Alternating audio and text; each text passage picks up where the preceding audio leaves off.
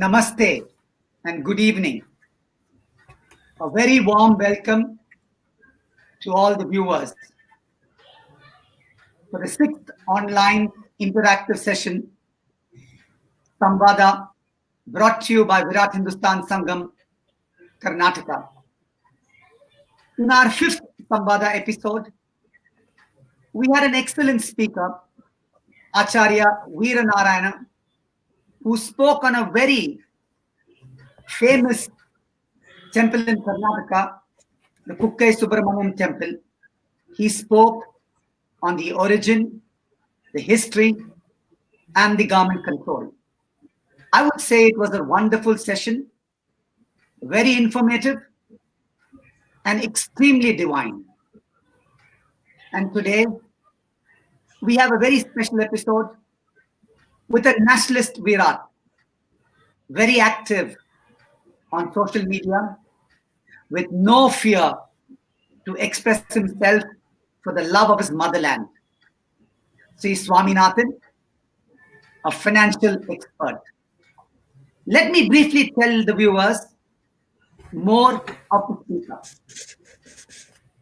He is a postgraduate in financial management and CA by profession, with experience of over 15 years in international tax.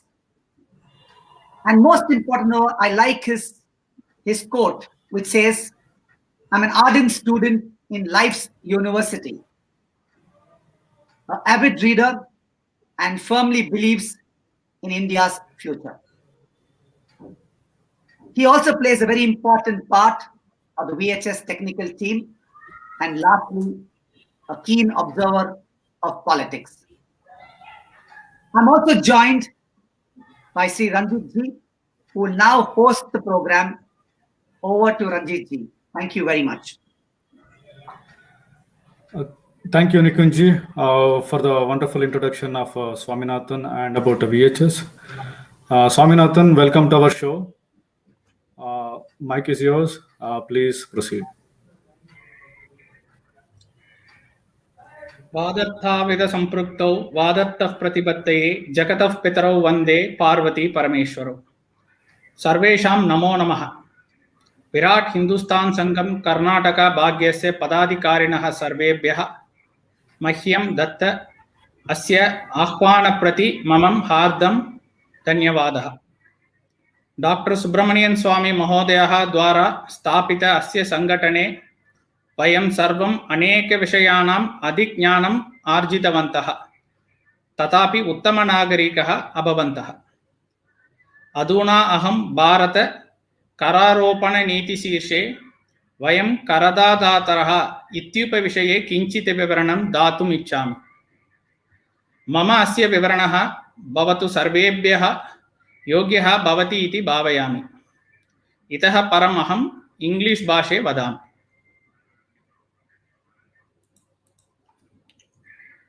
Since the motto of Virat Hindustan Sangam is to promote Sanskrit as the universal language, that was a few words about Sanskrit and about the program today. Now let us start the program, wherein I will walk you through on the topic of we, the taxpayers. This lecture has been structured in the following way.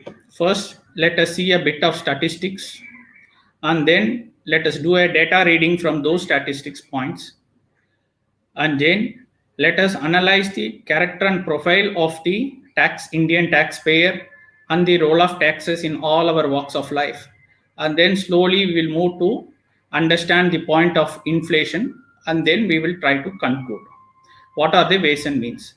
This is how this lecture has been structured. Now let us go to slide number 2. This is the income tax return statistics, which is hosted on the income tax website. Nowadays, the tax website is very user friendly. They are hosting all the data for which we can make use of it. From here, let us understand the status wise distribution of incomes and key values. Out of the total population of India, 5.87 crores people filed the tax returns. As you can see, the individual comes to close to 5.52 crores, and the rest of the other categories like HUF, firm, companies constitutes the rest. Move to slide now. Next slide, please. Yeah. This individual taxpayers brings a tax kitty of close to 3,17,845 crores to the government under the various heads. So an individual, there are individual who earns only the salary income, and then there are individual who have the house property business. It's a mixture of many various heads of income what an individual have, and there are other categories as well. For the purpose of this lecture, we are going to try to understand an individual only, that is an honest taxpayer of India, and how he contributes to that. Next slide, please. Yeah, as you can see, this data is available on para 2.11 of the link which I have given earlier. If you see that out of 5.52 of the individual returns that has been filed, 2.23 crores of returns are nil returns. Then the category of people who are earning under 5 lakh rupees constitutes close to 3.17 crores. The tax they contribute, that is this 3.17 crores assessees contributes the tax payable of close to 1,31,119 crores as is mentioned here. Then there is a category of 5 to 15 lakh, which is a very meager number, 8,44,000, but their tax contribution is close to 22%. Then 15 to 50 lakhs category, close to they contributes close to 17%. Then there is 50 to 5 crore category, which is contributing to 20.5%. As you can see, the heavy lifting of the tax burden comes from the people who are all less than 5 lakhs, as they contribute more. This is a plain data inference from the a table which has been given below. Let us further dig deep into this. Can you move to next slide, please? Yeah. So with this table data, what is the data reading we can do? Around 5.8 crore returns were filed by individuals, and out of which tax collected is 317 crores, as we have mentioned earlier. That works out to average income tax paid by an individual in India works out to 57,452. A bulk of individual tax filers, that is 2.94 crores, whose income is only around 1.5 lakh, pays a tax of 66,272 crores. An average tax paid by this income category can be, somewhere ballparked around 23,000 rupees. They contributes to 20.85% of total tax payable for individuals. So what does it say? The government of India is finding fortune only from the bottom of pyramid of taxpayers, which is most of us, all of us are. Can you move to next slide, please? Okay. There are certain myths. The way I have started this, out of the total population of India, only a limited people are paying taxes, and rest of them are all have not paying taxes and things like that. Is it really so? Justice Holmes once remarked that people used to think, or human beings normally think dramatically, not quantitatively. Let us take his remarks and think quantitatively for a second. The per capita income in real terms, it's at 2011-2012 prices, is estimated to be 85,929 the current year, as compared to earlier year it was somewhere between 94,000-95,000 rupees. This is a negative growth. Then a per capita income at current prices is estimated to be 1,27,768. This is a decline of 4.8%. These data are available in the link which I have mentioned below. This is plainly from the government database. So what we can understand is only those who earn above the income tax threshold limit are liable to pay income tax. As per the current structure, only those earning more than 2.5 lakh will be effectively pay the income tax. The basic income tax slab is fixed at 2.5 for all practical purposes.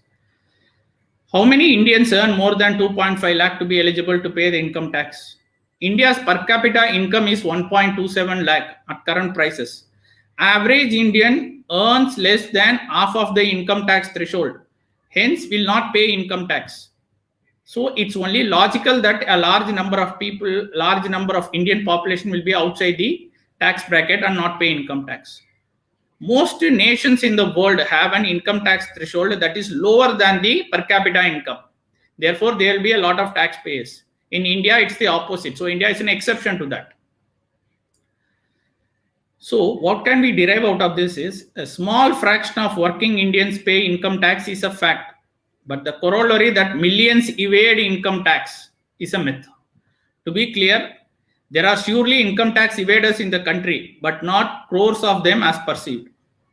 Why this distinction between or comparison between high population and low income tax payers is important?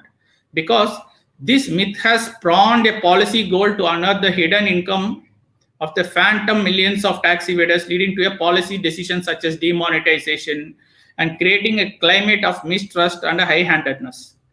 As we speak, RBI is still counting demonetized notes. Okay, so if there is a always a soundbite from the government side stating that a lot of people are not paying taxes and things like it. Every nation gets the government it deserves. Every government gets the taxpayer it deserves. So if the government thinks most of the people are not paying taxes or evading taxes, they are equally responsible as well. Now, there is a very popular belief which says that nobody pays high taxes anyway and only the rich are affected, and many other popular beliefs. If you analyze it from those data point of view, these are all way off the mark. If nobody pays such high paper taxes, why have them at all? Let us abolish it. That's the point I would like to put forth for your thoughts. Next slide, please. Now, let us analyze the Indian taxpayer as a profile, including me. Most of us are Indian taxpayers, and this profile suits most of us as well. That's a broad brush which I have done. We can be, described as a holy cow who want to save for a rainy day amidst all the dreams which we have in life and the fear of the unknown. That's the a description of the Indian taxpayer which I have tried to paint. Time is precious. Work can save. Idleness is robbery. This motto has a little appeal under a system of taxation where the fruits of work and the results of saving are both taxed at savage rates, and Indian taxpayers endure injustice and unfairness with feudalistic servility and fatalistic resignation. We have an infantile belief which rules our mind that whatever government does will be for our benefit only. If you categorize the taxpayer, if you try to delve deep into a consciousness of an Indian taxpayer as a percentage of population, they do nothing more drastic than to speak on the public platform, publish harmless booklets or write articles, like most of us do. They do not fast, nor do set fire to themselves or to buses or trains. They do not lead morchas or processions to the houses of parliament. Above all, their number is so small that any injustice to them, however stringent, is of no political consequence whatsoever. So this categorizes or summarizes the description of the Indian taxpayer. What he tried to do, or what is his expectation is realistic rates of taxation are far better than confiscatory rates from every point of view. The majority of Indian taxpayers would prefer to abide by the law and pay taxes as due, provided the tax burden is reasonable. Ceiling on income is fine, but ceiling on honesty is not acceptable, is the Indian taxpayer's philosophy. This is how I have tried to categorize and paint the Indian taxpayer profile. Next slide, please. Yeah, if you see, an Indian taxpayer is nothing but a holy cow who paid taxes in all the cycles of life. This is an infinite loop. Right from the a day of birth we have in hospitals, and then we go to school to pay all those taxes. A school fees commands to taxes, and then once you come out of the school, you look for an employment. Then starts your tax birth, I would put it that way. So you are born for the purpose of income tax. Then what are the taxes which an individual in his life encounters? I have just to try to do it. Income tax, then in some cases, for rare cases, wealth tax is also there. Then whatever we purchase, there is a goods and service tax. Whether you purchase goods or services, including mobiles, laptop, internet bills, everything, you have got a GST. On top of income tax and GST, you have a fuel prices. I don't have to mention to the people now what is the fuel price. It's anybody's knowledge. Then on top of it, you have a medical emergency for your dependents, and the hospital bill is staring at you, or at the thought of hospital bills is going to stare at you at some corner or the other. Then you have a professional tax. Apart from this, there is an additional cess concept, wherein over and above the taxes, there are various cesses which is being imposed on us. Krishi Kalyan cess, infrastructure cess, Swachh Bharat cess. All these cesses are accumulated in a form of tax. Even for, if you go to movie, there is a minuscule percent of tax. And then suppose by mistake, if you try to go for any loan, be it personal loan or home loan, then you have a rate of interest on home loan as well, which is somewhere around 6 to 7% of late. When you try to buy a property, you have a registration charges and property tax as well. Suppose in your daydreams you try to own a vehicle, then you have a vehicle, a registration tax. On top of it, if you try to pay insurance, then insurance also comes with a GST component. Now, there are hardly any area which they have left where it is not covered by the tax umbrella. Crematorium charges, they have not left it. There are some minuscule crematorium charges, but luckily there is no tax for burial. Otherwise, we may have to reserve something for the people who's doing it for us. I would like to conclude this slide by having a famous quote of Nani Palkiwalaji. While death and taxes are inevitable, being taxed to death is not. Indian taxpayer is one such person who is being taxed to death. This is my humble observation from the out of the experience of seeing a different type of taxpayers, which and including myself. Next slide, please. There is one important thing which we have to keep in mind, and which is a huge problem, which is a problem of inflation. Inflation is the invisible tax which has never been passed by the Indian Parliament, but it is always there. It is over and above all the other taxes which are there. Let me try to explain what is the concept of inflation. Imagine that we have 100 in your savings bank account, and let's say the bank is giving you an interest of 1%. This effectively means that within a year, your account would have 101. Although at first sight, it seems like you have earned ₹1, it's not really the case. If in the same year, rate of inflation was say 2%, it means that we would require 102 to have the same buying power that you begin with. So, although we gained a rupee, we lost our buying power. This effectively means that our savings are growing at a rate slower than the inflation rate. We are losing money. And the wider the gap, the heavier is your loss. Inflation is not a self-correcting, but self-accelerating. It rises with compound vengeance if you see the data of inflation. Of all the economic phenomena, it is the most ruthless, relentless, and remorseless. Inflation to an extent devours democracy. If you take the example of Philippines or other countries, whenever inflation has been spiked beyond an acceptable limit, there is a threat to democracy as well. This comes to a next point. If our savings are not earning inflation-beating returns, then we would need to save a lot more for certain financial objectives. Inflation can specifically hurt savings in the areas of future education and retirement goals. As money gets less valuable over time, you may not be able to afford your current lifestyle at retirement. Beating inflation. How do you do that? Beating inflation involves risky investments. Again, it comes to the mental makeup of the person who is willing to take the investment. Heavy, risky investment comes with the risk of principal as well, which you have to balance out the principal, interest, returns, and things like that. It's mental makeup of every people who are trying to do an investment. Next slide, please. And just give you an template of example.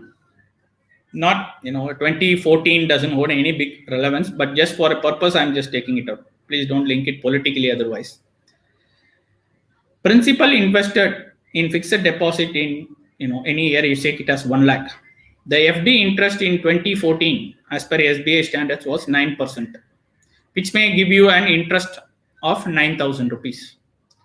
Now the FD interest today is 6.2%, which will give you an interest of only 6,200 rupees. There is a reduction in your interest income to the extent of 2,800 rupees between 2014 and 2021 on a simple investment of 1 lakh.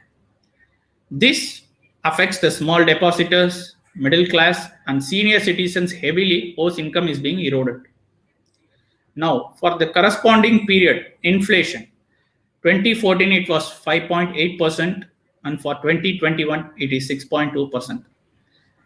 You can see it in your lifestyle itself, how much of daily use items have skyrocketed between a span of 3 to 5 years. Now, inflation have reached a point where to speculate is being safe, but to save is gamble, because inflation is going to erode your savings to a large extent. When it comes to inflation, brave words are used by various ministries suggesting that they have launched a massive assault on inflation, poverty, and unemployment. Whereas if you see the actuals, the attack is only via bows and arrows. It's not going to kill inflation, or it is not going to subsidize inflation to the extent we want or desire. Would like to conclude by saying that there is a habit. Politicians and bureaucrats deem a crisis not to exist until they say it does. Inflation belongs to one such category. It is a huge crisis which we are facing in all our lives.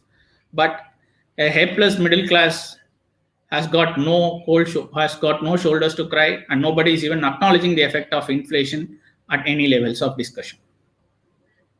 Next slide, please. So,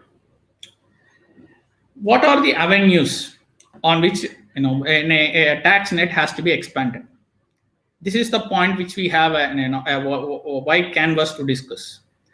As we can see, urban population have an excessive burden of taxation. They are being taxed on the income, and they are also being taxed on the expenditure. It's a double whammy for them. Whereas if you see agriculture income, though it is being practically considered for the purpose of calculating tax rates, but by and large agriculturist and farm income is not taxed. This is mainly because farm lobby in parliament is the strongest lobby. I think in 1860 or something, they were trying to tax agriculture in some way or the other. But after that, in independent India, nobody had dared to touch this agriculture term because it's a huge vote bank. And, you think about your Annadata being a poor farmer, but that's not always the case. They are huge in number. Okay, not all of them are poor, innocent farmers, which we need to think. What we need to do I didn't get that. Could you try again? What we need to do is we have to invent a group think tank to bring agriculture into the tax net. We have to, it's going to be a huge strenuous opposition from every corner. But agriculture sector is a huge landscape which is not being taxed, whereas the entire burden of the tax is being put on salaried class or individual taxpayers. This, inequality among the taxing people or based on even income itself has to be bridged at some point of time. In this regard, let me share you a story how to do this or how to approach this point of making agriculture being a persuasive approach before the lawmakers to bring agriculture into the tax net.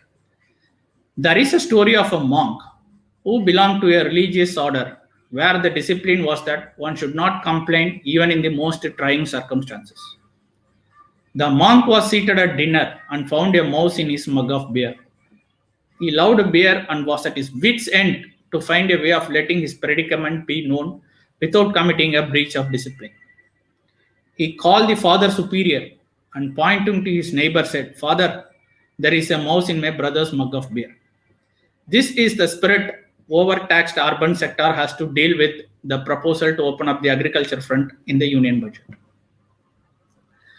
Apart from this concept of taxing the agriculture income, there is you can identify, as Dr. Swami says, identify the top tax revenue generation goods and services and put an equitable tax. It could be a 10 or 20 items, which be as the heavy burden items. If not, there is one more approach which people who are dealing with stock markets are now used to the securities transaction tax. So each transaction involves a tax. Likewise, there can be a transaction tax. In fact, before 2014, there was a widespread news that once the new party is elected to power, there will be a transaction tax and income tax won't be. Many people wished that dream to be true, but till date it still remains a dream. And next point, next slide. Okay, I am just trying to summarize what will happen if you abolish the income tax. What will happen when you abolish the income tax? There will be a no income tax per se on your income. You will have more disposable income for you to play around. Using this more disposable income, you can generate more savings or more expenditure. When you generate more savings, more funds flow to the bank and more capital availability, which can be deployed to productive use. When you have more expenditure, what can you you have an avenues to spend on your goods, services. You can buy property, vehicles, go on holidays. All these things will give a huge ample tax revenue, which can match the loss of revenue due to abolishing of income tax. I don't have any data to validate or a model to tabulate how much of loss of income tax revenue will get transferred into an indirect tax. That's a model which needs to be worked out. But at present, in theory, this flows well. Next slide, please. So, an Indian taxpayers, we are coming to the end of this lecture. Let us try to understand. COVID-19 has created an alarming situation for households that are already facing growing financial insecurity as a result of widespread disruptions caused by the pandemic. So even in a COVID-19 scenario, nobody guarantees a job security for any private sector people, unlike government where you have a DA rise also. We are left to face our life even in terms of every odds at our staring us. So a government has to be sympathetic towards taxpayers in terms of announcing more measures, or in my opinion, can abolish income tax for a period at least a year or two until we come out of this pandemic. Because we don't have job security, all we have is only our PF savings. Now, taxes are the lifeblood of any government, but it cannot be overlooked that blood is taken from the arteries of the taxpayer, and therefore the transfusion is not to be accomplished on dictates of political expediency, but in accordance with the principles of justice and good conscience. Last but not least, an Indian economy is a giant held in chains. You can see it, the growth potential which this country offers. India is the future, no doubt about it. What India has achieved so far in economic development is only a small fraction of its true potential. We have the ability to become major economic power at the end of the decade, if only we wash the shackles of ideology and pursue pragmatic economic policies. With this, I thank Nikunj, Ranjit, Raghu, Gopi, who gave me an opportunity to present before you all the thoughts about Indian taxpayers. Dhanyawada.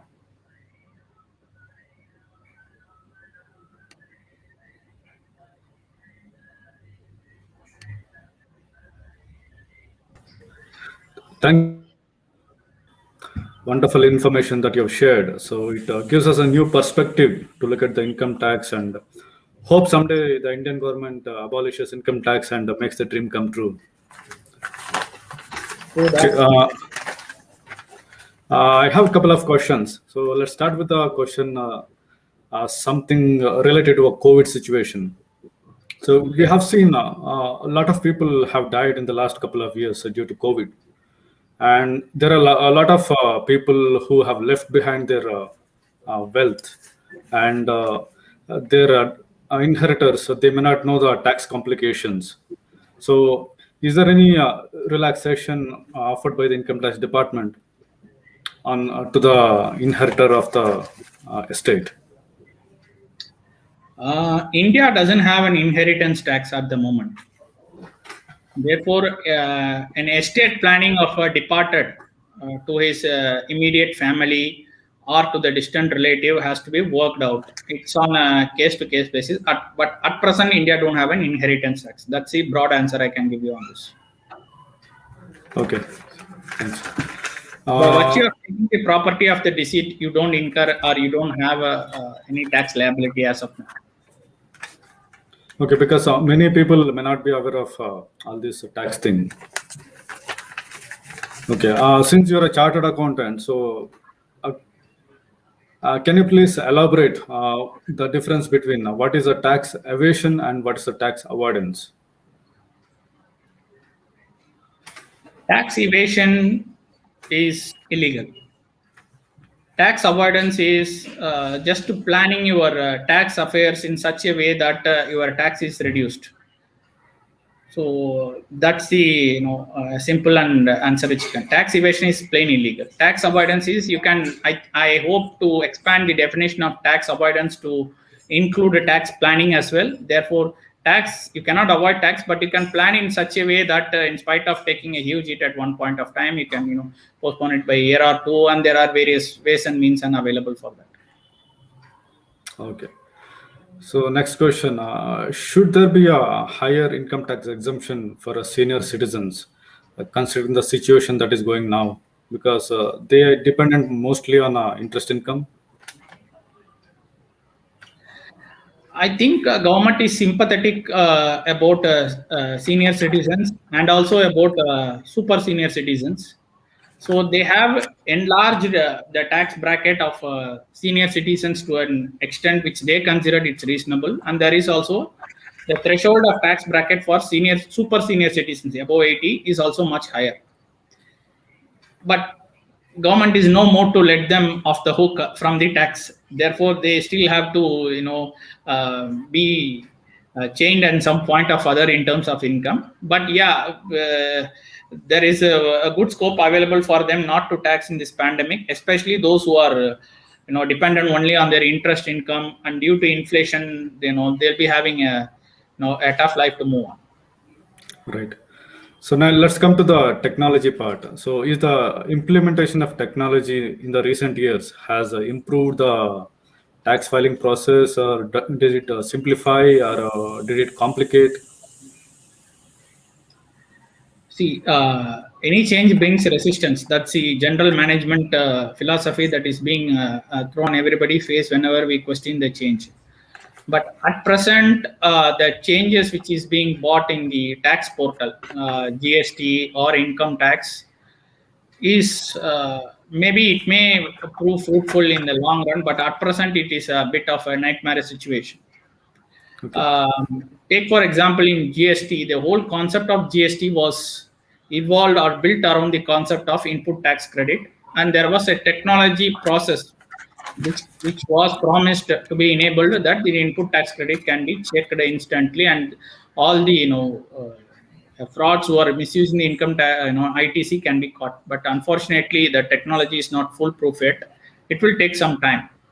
Same is the case of income tax, the change in portal which is happening now. Initially there was difficult. Now I understand it is being slowly stabilized. It goes a long way to go. That's what we expect.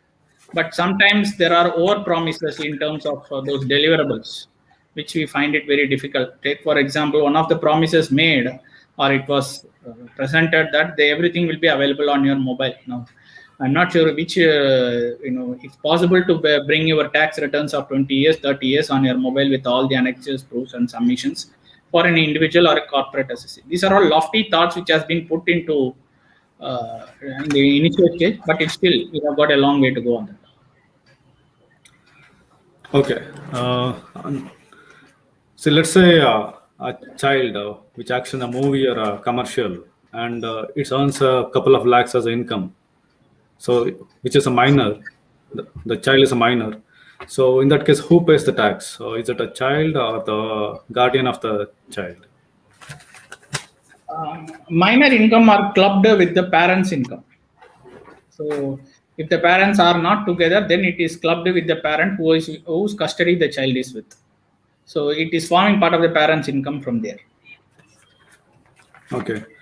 We all know the famous quote by Professor Vaidyanathan. So we pay tax from womb to tomb. So do you agree with him? 100%. We pay tax the moment we step out of the house.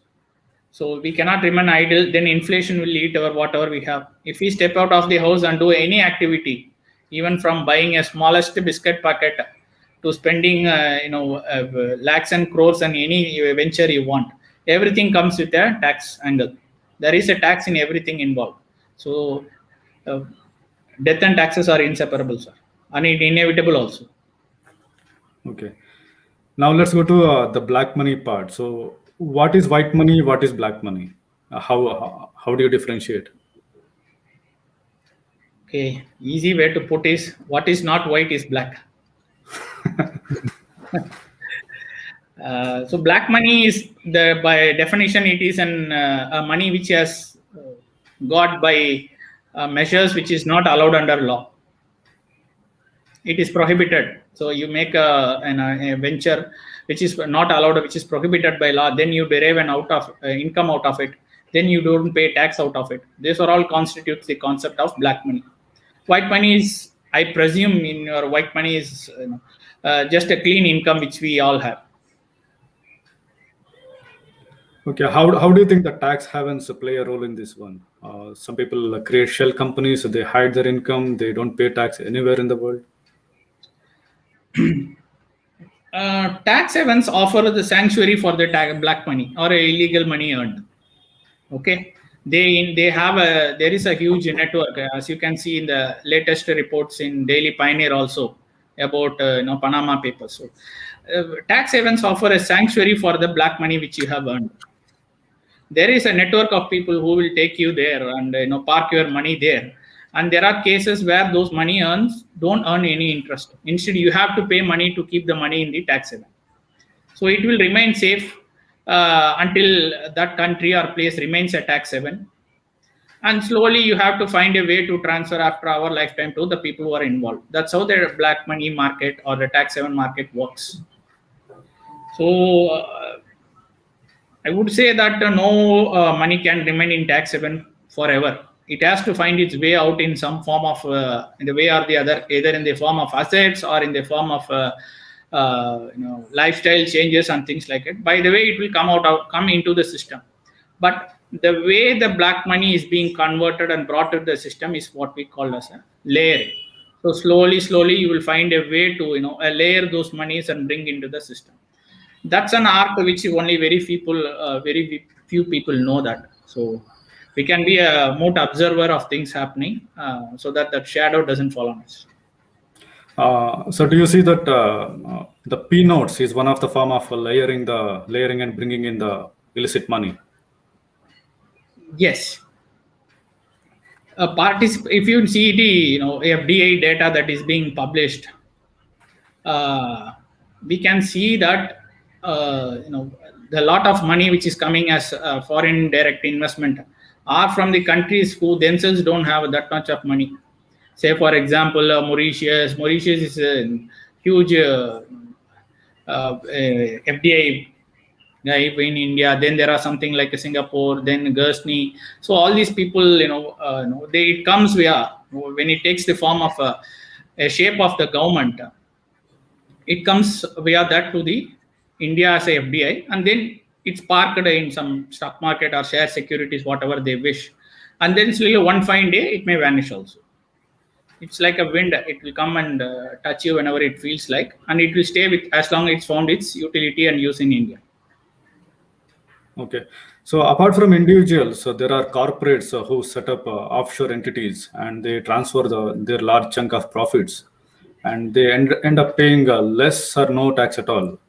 And if you see a recent development in the US, they are trying to bring a consensus among global leaders to create a minimum tax, so approximately 15%. So can you elaborate on that? How it may impact the corporates? Will it prevent any tax evasion by the corporates?